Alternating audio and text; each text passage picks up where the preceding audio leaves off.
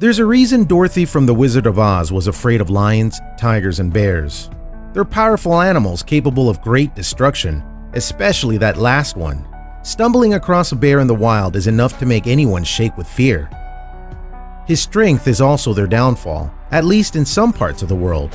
Ex-Soviet states have placed bears in small prisons at restaurants and bus stops as entertainment props for passerbys and patrons. Two such bears in Armenia, Misha and Dasha, had spent 10 years in a small cage, never knowing true freedom.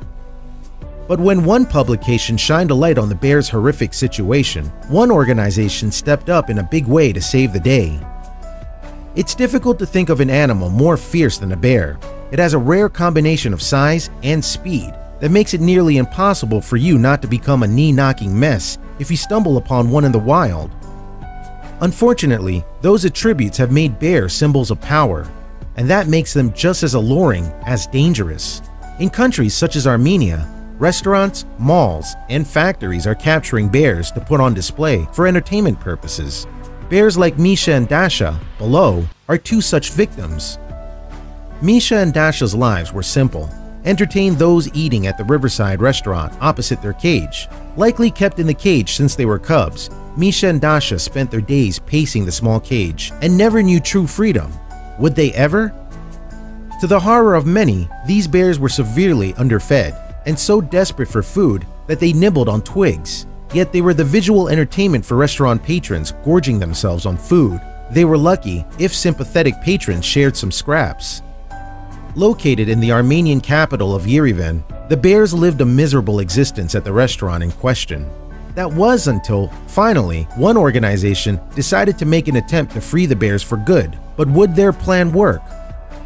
When a website first highlighted the plight of Dasha, a female, and Misha, a male, it stirred public outcry.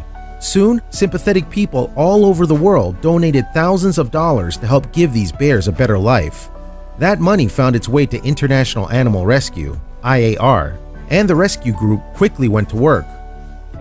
With the help of an Armenian group called the Federation of the Preservation of Wildlife and Cultural Assets, East Essex-based IAR secured permission from the Armenian government to rescue these poor bears from captivity. The process was no easy task, however, and it called for some heavy-duty power tools. The first part of the process seemed a bit sinister, but it was all for the good of the bears. Veterinarians Rosa Jolma tranquilized the bears so they couldn't resist the rescuers. Uncooperative bears would have made the process a bit more difficult than it needed to be. To free the bears that had once been destined to a life of caged entertainment, IAR needed fire department officials to bring tools strong enough to cut through the thick metal bars. So that the bears could be removed without issue, they cut a few bear-sized openings. After being administered tranquilizers, the bear would sleep peacefully, enjoying their bear dreams as rescue workers moved freely about the environment without worrying about being attacked. Even though the animals had been malnourished, they could still pack a punch if they felt threatened in any way. The bears weren't quite ready for transport, even after ending up on the receiving end of a tranquilizer. IAF and medical professionals needed to ensure the bears were in a stable condition to make the long trip ahead of them. Given the circumstances they'd been forced to deal with, it was impressive that Misha and Dasha were in as good of physical shape as they were. IAR Chief Executive Alan Knight summarized the physical plight of these bears succinctly when speaking with Daily Mail. Many of them relive their boredom and frustration by pacing endlessly to and fro. Alan continued to detail all that Misha and Dasha went through on a daily basis, saying they passed the time by banging their heads against the walls or climbing up the bars, searching frantically for an escape route. These bears endured that terrible life for 10 years.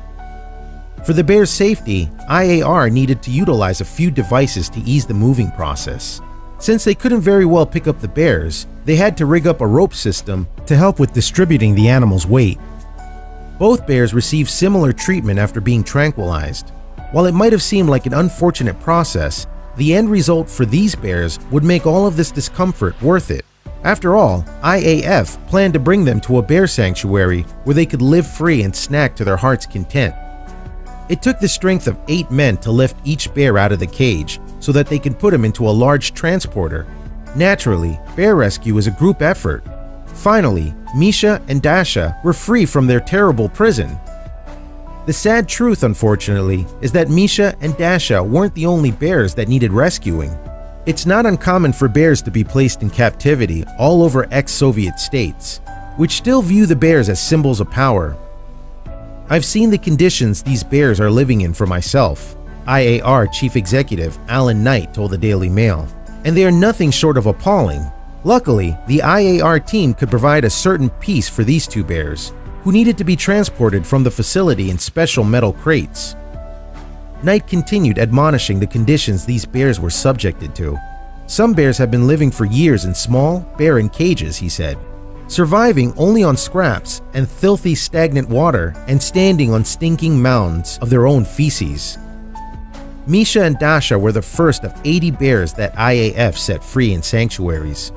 Many efforts have been made to educate certain communities on just how cruel this kind of imprisonment is to the bears.